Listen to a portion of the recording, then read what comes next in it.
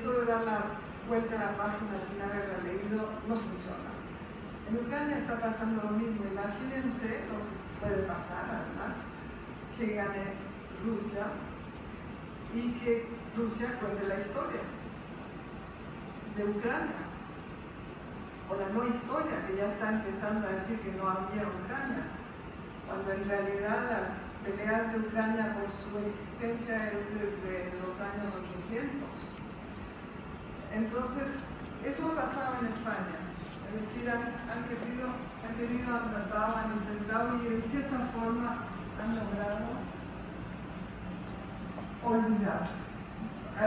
Esperar que todo el mundo esté callado hasta que todos los responsables se hayan muerto.